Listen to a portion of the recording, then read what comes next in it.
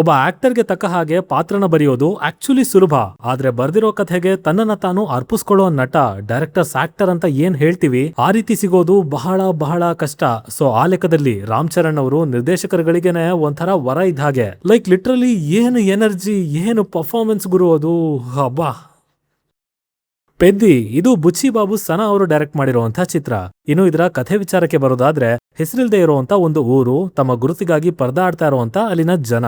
ಇಂಥ ಊರಲ್ಲಿ ಬೆಳೆದಿರೋ ಪೆದ್ದಿ ತನ್ನವರಿಗೋಸ್ಕರ ಏನೇನೆಲ್ಲ ಮಾಡ್ಬೇಕಾಯ್ತು, ಅದಕ್ಕೋಸ್ಕರ ಅವನು ತಗೊಂಡಂತ ದಾರಿ ಯಾವುದು ಅಂಡ್ ಇಲ್ಲಿರೋ ಕೋರ್ ಎಮೋಷನ್ ಏನು ಅನ್ನೋದನ್ನ ನೀವು ಫಿಲ್ಮ್ ಅಲ್ಲಿ ನೋಡಿನೇ ತಿಳ್ಕೋಬೇಕು. ಇನ್ನು ಆಕ್ಚುಲಿ ಸಿನಿಮಾ ಹೇಗಿದೆ, ನನಗೇನ್ ಇಷ್ಟ ಆಯ್ತು, ಏನೇನ್ ವರ್ಕ್ ಆಗ್ಲಿಲ್ಲ, ಇದೆಲ್ಲದ್ರ ಬಗ್ಗೆನೂ ಡೀಟೇಲ್ಡ್ ಆಗಿ ಮಾತಾಡ್ತೀನಿ. ಆದ್ರೆ ಅದಕ್ಕಿಂತ ಮುಂಚೆ ಚಾನಲ್ಗೆ ಹೊಸಬರಾಗಿದ್ರೆ ಸಬ್ಸ್ಕ್ರೈಬ್ ಮಾಡ್ಕೊಳ್ಳಿ ಅಂಡ್ ವಿಡಿಯೋ ಇಷ್ಟ ಆಯ್ತು ಅಂದ್ರೆ ಖಂಡಿತ ಒಂದು ಲೈಕ್ ಕೊಟ್ಟು ಸಪೋರ್ಟ್ ಮಾಡಿ. ಇಲ್ಲಿರೋಂತಹ ಮೊದಲ ಪಾಸಿಟಿವ್ ಪಾಯಿಂಟ್ ಅಂದ್ರೆ ಅದು ಇದರ ನರೇಷನ್. ಸಿಕ್ಕಾಪಟ್ಟೆ ಡೀಪ್ ಆಗಿ ರೂಟ್ ಲೆವೆಲ್ ಅಲ್ಲಿ ಇಳಿದು ಕಥೆನ ಕಟ್ಟಿದ್ದಾರೆ, ಪಾತ್ರಗಳನ್ನ ಬರ್ತಿದ್ದಾರೆ. ಹಾಗೆ ಒಳಗಿರೋ ಉದ್ದೇಶನ, ಅದರಲ್ಲಿರೋ ಸತ್ವನ ಒಂದು ಕಡೆನೂ ಬೀಳ್ದೇ ಇರೋ ರೀತಿ ಕೊನೆವರೆಗೂ ಎತ್ಕೊಂಡು ಹೋಗಿದ್ದಾರೆ ಅಂಡ್ ಅಷ್ಟೇ ಚೆನ್ನಾಗಿ ಅದನ್ನ ಎಕ್ಸಿಕ್ಯೂಟ್ ಕೂಡ ಮಾಡಿದ್ದಾರೆ. ಸಿನಿಮಾದ ಫಸ್ಟ್ ಒಂದು 40 ನಿಮಿಷ ಡೆಫಿನೆಟ್ಲಿ ಅಷ್ಟು ವರ್ಕ್ ಆಗ್ಲಿಲ್ಲ. ಆ ಭಾಗದಲ್ಲಿ ಕಂಪ್ಲೇಂಟ್ಸ್ ಅಂತೂ ಇದ್ದೇ ಇದೆ, ಅದ್ರ ಬಗ್ಗೆ ಮುಂದೆ ಮಾತಾಡ್ತೀನಿ. ಬಟ್ ಅಲ್ಲಿಂದ ಮುಂದೆ ಸ್ಪೆಷಲಿ ದ ಪ್ರೀ ಇಂಟರ್ವಲ್ ಹಾಗೆ ಇಂಟರ್ವಲ್ ನಲ್ಲಿ ಈ ಕಥೆಗೆ ಒಂದು ಗುರಿಯನ್ನ ಕೊಟ್ಟು ಮಾರಲಿ ಸಿನಿಮಾದ ವ್ಯಾಲ್ಯೂನ ಎಲಿವೇಟ್ ಮಾಡಿದ್ದು ಸಖತ್ ಇಷ್ಟ ಆಯ್ತು ನನಗೆ. ಇನ್ನ ಸೆಕೆಂಡ್ ಹಾಫ್ ಅಲ್ಲಿ ಸಿನಿಮಾ ಪೀಕ್ ಲೆವೆಲ್ ಅಲ್ಲಿ ಹೋಗ್ತಾ ಇರತ್ತೆ. ಐ ಮೀನ್ ಎದ್ದು ಓಡ್ತಾ ಇರತ್ತೆ ಅನ್ಬೋದು, ಅಷ್ಟು ಇಂಪ್ಯಾಕ್ಟ್ಫುಲ್ ಆಗಿರುವಂತ ನರೇಷನ್ ಅಂಡ್ ಅತಿ ಮುಖ್ಯವಾಗಿ ಇದರ ಸ್ಕ್ರೀನ್ ಪ್ಲೇ. ಅಷ್ಟೊತ್ತಿಗಾಗ್ಲೇ ಈ ಪಾತ್ರಗಳು ನಮ್ಮನ್ನ ಚೆನ್ನಾಗಿ ತಲುಪಿರತ್ವೆ, ಜೊತೆಗೆ ಒಂದ್ ರೀತಿ ಎಮೋಷನ್ ಎಸ್ಟಾಬ್ಲಿಷ್ ಆಗ್ಬಿಟ್ಟಿರುತ್ತೆ. ಸೊ ಅದನ್ನ ಲೇಯರ್ ಆಗಿಟ್ಕೊಂಡು ಇಂಟೆನ್ಸಿಟಿನ ಕ್ಯಾರಿ ಮಾಡ್ತಾ ಎಕ್ಸ್ಟ್ರಾ ಯಾವುದೇ ಸೀಕ್ವೆನ್ಸ್ ಗಳನ್ನ ಹಾಕದೆ, ಎಲ್ಲೂ ಡೈವರ್ಷನ್ ನ ತಗೊಳ್ದೆ ಸಿನಿಮಾ ಒಂದೇ ಕಡೆ ಎಲಿವೇಟ್ ಆಗ್ತಾ ಇರತ್ತೆ ಅಂಡ್ ಅದರ ಟೋಟಲ್ ಎಕ್ಸಿಕ್ಯೂಷನ್ ಕೂಡ ಸೂಪರ್ ಆಗಿತ್ತು. ಆಕ್ಚುಲಿ ಟ್ರೈಲರ್ ನೋಡಿದಾಗ ಪೆದ್ದಿ ಯಾಕೆ ಈ ತರ ಸಿಕ್ಕಂಗೆ ಆಟ ಆಡ್ತಾ ಇದ್ದಾನೆ, ಒಂದ್ ಕಡೆ ಕ್ರಿಕೆಟ್, ಇನ್ನೊಂದ್ ಕಡೆ ಕುಸ್ತಿ, ರನ್ನಿಂಗ್ ರೇಸ್ ಅಂತಾರೆ, ಯಪ್ಪ ಏನ್ ಇವೆಲ್ಲ ಅಂತ ಆಲ್ಮೋಸ್ಟ್ ನೆಗೆಟಿವ್ ಆಗಿ ಪೋರ್ಟ್ರೇ ಆಗ್ತಿತ್ತು. ಆದ್ರೆ ಅದಕ್ಕೆ ಇಲ್ಲಿ ಒಳ್ಳೆ ಕ್ಲಾರಿಟಿ ಸಿಕ್ಕಿದೆ, ಪ್ರಾಪರ್ ಆಗಿ ಪ್ರತಿಯೊಂದಕ್ಕೂ ರೀಸನಿಂಗ್ ಕೊಟ್ಟಿದ್ದಾರೆ ಅಂಡ್ ಇನ್ಫ್ಯಾಕ್ಟ್ ಆ ಎಲ್ಲಾ ವಿಷಯಗಳು ಚೆನ್ನಾಗಿ ಕನೆಕ್ಟ್ ಆಗ್ತವೆ. ಇನ್ನು the show man mister Ram Charan ಅವರು ನಟರಾಕ್ಷಸ, ಭಯಂಕರ, ಏನ್ ಹೇಳ್ಬೇಕು ಅರ್ಥ ಆಗ್ತಿಲ್ಲ. ಬಟ್ ಲಿಟ್ರಲಿ ತಿಂದು ಬಿಸಾಕಿದರ್ ಗುರು ಆ ಪಾತ್ರನ. ಸಿನಿಮಾ ಒಂದಷ್ಟೇ ಕಡೆ ಫ್ಲಾಟ್ ಅನಿಸ್ತಾ ಇದೆ ಅನ್ನೋ ಅಷ್ಟ್ರಲ್ಲೇ ಈ ಮನುಷ್ಯ ಅಲ್ಲಿ ಎಂಟರ್ ಆಗಿ ಎತ್ತಿ ಏರ್ಸ್ಬಿಡ್ತಾರೆ ಆ ಸೀಕ್ವೆನ್ಸ್ ಅನ್ನ. ಎಸ್ಪೆಷಲಿ ಫಸ್ಟ್ ಹಾಫ್ ಅಲ್ಲಿ ಸಿನಿಮಾ ಎಸ್ಟಾಬ್ಲಿಷ್ ಆಗೋದಕ್ಕೇನೆ ಹೆಚ್ಚು ಸಮಯನ ತಗೊಳ್ತಾ ಇರುತ್ತೆ. ಹಾಗೆ ಫಿಲ್ಲರ್ಸ್ ಗಳು ಸಹ ಬರ್ತಾನೆ ಇರ್ತವೆ. ಬಟ್ ಸ್ಟಿಲ್ ಅದ್ಯಾವುದೋ ಅಷ್ಟು ಪ್ರಭಾವ ಬೀರ್ದೇ ಇರೋ ಹಾಗೆ ನೋಡ್ಕೊಂಡು ಬರೀ ತಮ್ಮ ಪ್ರೆಸೆನ್ಸ್ ಇಂದಾನೆ ಡಾಮಿನೇಟ್ ಮಾಡ್ತಾರೆ. ಅಂಡ್ ದೆನ್ ಆ ಎಫರ್ಟ್ಸ್, ಲೈಕ್ ಇಡೀ ಸಿನಿಮಾ ಒಬ್ಬ ಸ್ಟಾರ್ ಅನ್ನೋದನ್ನು ಮರ್ತು ಪೆದ್ದಿಯಾಗಿನೇ ಜೀವಿಸಿದ್ದಾರೆ. ಪರ್ಫಾರ್ಮೆನ್ಸ್ ಅಲ್ಲಿ ತೋರಿಸಿರೋ ಆ ಲೋಕಲ್ ಸ್ವಾಗ್, ಒಳಗಡೆ ಇರೋ ಕಿಚ್ಚು, ಆ ಎನರ್ಜಿ ಸಿಕ್ಕಾಪಟ್ಟೆ ಇಂಪ್ರೆಸ್ ಮಾಡ್ಬಿಟ್ರು. ಅಂಡ್ ಸೆಕೆಂಡ್ ಹಾಫ್ ಅಂತೂ ನೋಡ್ತಾ ನೋಡ್ತಾ ಪರ್ಫಾರ್ಮೆನ್ಸ್ ಇನ್ನಷ್ಟು ಡೀಪ್ ಆಗತ್ತೆ, ಇಂಟ್ರೆಸ್ಟಿಂಗ್ ಆಗತ್ತೆ. ಅಂಡ್ ಪ್ರೀ ಕ್ಲೈಮ್ಯಾಕ್ಸ್ ಇಂದ ಮುಂದಕ್ಕಂತೂ ಯಪ್ಪ ಏನ್ ಈ ಲೆವೆಲ್ಗ ಅನ್ನೋ ಮಟ್ಟಿಗೆ ಆಶ್ಚರ್ಯ ಆಗೋಯ್ತು. Excellent screen presence and heavy performance. Music ವಿಷಯಕ್ಕೆ ಬಂದ್ರೆ ಒಂಥರ ರಿಫ್ರೆಶಿಂಗ್ ಆಗಿತ್ತು ಇದು. ಬಿಕಾಸ್ ಮಾಸ್ ಕಮರ್ಷಿಯಲ್ ಗಳಲ್ಲಿ ಒಂದೇ ತರ ಮ್ಯೂಸಿಕ್ ಕೇಳಿ ಕೇಳಿ ಸಾಕಾಗಿತ್ತು. ಸೊ ರೆಹಮಾನ್ ಅವರು ಒಂದು ಡಿಫರೆಂಟ್ ಕಾಂಪೋಸಿಷನ್ ಜೊತೆಗೇನೆ ಬಂದಿದ್ದಾರೆ, ತೀರಾ ಡಾಮಿನೇಟ್ ಕೂಡ ಮಾಡಲ್ಲ. ಆಲ್ಸೋ ಹಾಡುಗಳು ಚಿಕಿರಿ ಚಿಕಿರಿ ಅಂತೂ ಆಲ್ ಟೈಮ್ ಫೇವರೇಟ್. ಜೊತೆಗೆ ಮಸಾ ಮಸಾ ಸಾಂಗ್ ಕೂಡ ಸೂಪರ್ ಆಗಿ ವರ್ಕ್ ಆಗಿದೆ ಸಿನಿಮಾದಲ್ಲಿ. ಇನ್ಫ್ಯಾಕ್ಟ್ ಅವೆರಡು ಹಾಡುಗಳ ಪ್ಲೇಸ್ಮೆಂಟ್ ಚೆನ್ನಾಗಿದೆ. ಇನ್ನು ಪರ್ಫಾರ್ಮೆನ್ಸ್ ಅಲ್ಲಿ ರಾಮ್ ಚರಣ್ ಅವರು ಏನು ಮಾಡಿದ್ದಾರೆ ಅದ್ರ ಬಗ್ಗೆ ಆಲ್ರೆಡಿ ಹೇಳಿದ್ದೀನಿ. ಬಟ್ ಅವರನ್ನ ಬಿಟ್ಟು ಸಹ ಜಗಪತಿ ಬಾಬು ಅವರು ಒಳ್ಳೆ ಇಂಪ್ಯಾಕ್ಟ್ಫುಲ್ ಆಗಿರೋ ಪಾತ್ರನ ತುಂಬಾ ಚೆನ್ನಾಗಿ ನಿಭಾಯಿಸಿದ್ದಾರೆ.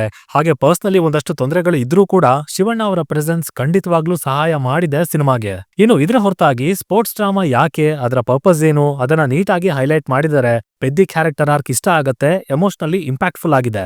Also actions, choreography, interval block ಹಾಗೆ ಸೆಕೆಂಡ್ ಹಾಫ್ ಕುಸ್ತಿ ಪ್ರಾಕ್ಟೀಸ್ ಅಲ್ಲಿರೋ ಟ್ರಾನ್ಸಿಷನ್ಸ್ ಅದನ್ನ ಸಖತ್ತಾಗಿ ಹ್ಯಾಂಡಲ್ ಮಾಡಿದ್ದಾರೆ ಅಂತ ಹೇಳ್ತೀನಿ. ಇನ್ನು ಇಲ್ಲಿರೋ ನೆಗೆಟಿವ್ಸ್ ಕಡೆ ಬರೋದಾದ್ರೆ, ಸಿನಿಮಾದಲ್ಲಿ ಹೊಸದು ಅಂತ ಏನೇನೂ ಇಲ್ಲ. ಇನ್ಫ್ಯಾಕ್ಟ್ ಟಿಪಿಕಲ್ ತೆಲುಗು ಮೂವಿ ಯಾವ ರೀತಿ ಇರುತ್ತೆ ಅಲ್ವಾ, ಎಕ್ಸಾಕ್ಟ್ಲಿ ಅದೇ ಟೆಂಪ್ಲೇಟ್ ಅಲ್ಲೇ ಶುರು ಆಗುತ್ತೆ ಸಿನಿಮಾ. ಕಡು ಬಡವ್ರ ಮನೆ ಹುಡುಗ, ಶ್ರೀಮಂತರ ಮನೆ ಹುಡುಗಿ, ಅಲ್ಲೊಂದು love story, rough and tough ಹುಡುಗ, ಅವನಾಡೋ ಆಟಗಳು, ಹಿಂದಿಂದೆ ಅಲಿಯೋದು, ಸಾಲದಕ್ಕೆ ಹೀರೋಯಿನ್ ಅವ್ರನ್ನ ತೋರಿಸಿರೋ ರೀತಿ, ಯಪ್ಪ ಯಪ್ಪ ಟೋಟಲ್ ಕ್ರಿಂಜ್ ಅಂತ ಹೇಳ್ತೀನಿ. ಆಲ್ಮೋಸ್ಟ್ ಮೊದಲ 40 ನಿಮಿಷ ನೋಡೋದಕ್ಕೇನೆ ಕಷ್ಟ ಆಗ್ತಿತ್ತು. ಆಲ್ಸೋ ಹೀರೋಯಿನ್ ಮೇಲೆ ಇಡೋ ಕ್ಯಾಮ್ರಾ ಆಂಗಲ್ಗಳು, ಹೆಣ್ಣು ಮಕ್ಕಳನ್ನ ಆಬ್ಜೆಕ್ಟಿಫೈ ಮಾಡೋದು. ಗುರುವೇ ಇನ್ನು ಯಾವ ಕಾಲದಲ್ಲಿದ್ದೀರಾ ನೀವೆಲ್ಲ, ನನಗಂತೂ ಅರ್ಥ ಆಗ್ತಿಲ್ಲ. ಬಟ್ ಅದೇನೇ ಇರ್ಲಿ, ಇದಕ್ಕೆ ವಲ್ಗರ್ ಅನ್ನೋದಕ್ಕಿಂತ ಇನ್ನೂ ಒಳ್ಳೆ ಪದ ಏನಂತ ಕರಿಬೇಕು ನನಗಂತೂ ಗೊತ್ತಿಲ್ಲ. ಜೊತೆಗೆ ಸಿಕ್ಕಲ್ಲಿ ತುರುಕಿರೋ ಡಬಲ್ ಮೀನಿಂಗ್ ಡೈಲಾಗ್ಗಳು ಅದಂತೂ ಟೈಮ್ಸ್ ಲಿಮಿಟ್ ಮೀರಿ ಹೋಗ್ತಾ ಇತ್ತು. ಸೊ ಅದನ್ನೆಲ್ಲ ಫ್ಯಾಮಿಲಿ ಜೊತೆ ಕೂತು ನೋಡೋದು ಸಾಧ್ಯನೇ ಇಲ್ಲ ಬಿಡಿ. ಇನ್ನೊಂದೇನಂದ್ರೆ ಪೆದ್ದಿ ಅಂತ ಒಳ್ಳೆ ಕ್ಯಾರೆಕ್ಟರ್ ಇದೆ, ಕೋರ್ ಎಮೋಷನ್ ತುಂಬಾ ಸ್ಟ್ರಾಂಗ್ ಆಗಿದೆ. ಬಟ್ ಸ್ಟಿಲ್ ಇಷ್ಟೊಂದೆಲ್ಲ ಫಿಲ್ಲರ್ಸ್ ಗಳು, ಡೈವರ್ಷನ್ಸ್ ಗಳು ಅದ್ರ ಅಗತ್ಯ ಯಾಕಿತ್ತು ಅಂತ ನನಗಂತೂ ಗೊತ್ತಿಲ್ಲ. ಒಂದ್ ಪಾಯಿಂಟ್ ಆಫ್ ಟೈಮ್ ಅಲ್ಲಿ ಲಿಟ್ರಲಿ ಹೇಗ್ ಅನಿಸ್ತು ಅಂದ್ರೆ, ಅರೆ ಕುಸ್ತಿ ಕಲಿತಾ ಇದ್ದಾನೆ, ಅದಕ್ಕೆ ಅದ್ರದ್ದೇ ಆದ ಶ್ರದ್ಧೆ ಇರಬೇಕು.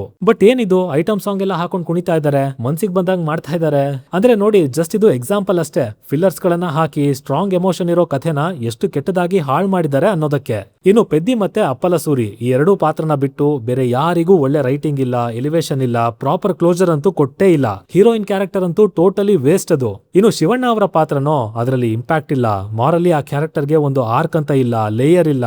ಇನ್ಫ್ಯಾಕ್ಟ್ ಸಿನಿಮಾ ಕ್ಲೈಮ್ಯಾಕ್ಸ್ ಗೆ ಬರೋ ಅಷ್ಟರಲ್ಲಿ ಅವ್ರಿದ್ರೂ ಇಲ್ದಂಗಾಗೋಗಿರುತ್ತೆ. ಬಿಕಾಸ್ ಈ ಕಥೆ ಸುತ್ತೋದು ಕಂಪ್ಲೀಟ್ ಆಗಿ ಪೆದ್ದಿ ಕ್ಯಾರೆಕ್ಟರ್ ಸುತ್ತ. ಸೊ ಅವನ ಎಮೋಷನ್, ಇಂಟೆನ್ಷನ್ ಯಾವ ಡೈರೆಕ್ಷನ್ ಅಲ್ಲಿ ಹೋಗುತ್ತೆ ಅದು ಇದರ ಡೆಸ್ಟಿನಿ. ಬಟ್ ಅದನ್ನ ಅಚೀವ್ ಮಾಡೋದಕ್ಕೆ ಹೋಗಿ ಬೇರೆ ಪಾತ್ರಗಳಿಗೆ ಅಷ್ಟು ಪ್ರಾಮುಖ್ಯತೆನೇ ಸಿಕ್ಕಿಲ್ಲ. ಸೊ ಶಿವಣ್ಣ ಅವರು ಅಟ್ಲೀಸ್ಟ್ ಇನ್ಮುಂದಾದ್ರೂ ಈ ತರ ಕ್ಯಾರೆಕ್ಟರ್ ಗಳನ್ನ ಒಪ್ಕೊಳ್ದೇ ಇದ್ರೆ ಸಾಕು, ಅದೇ ಒಂದು ಖುಷಿ.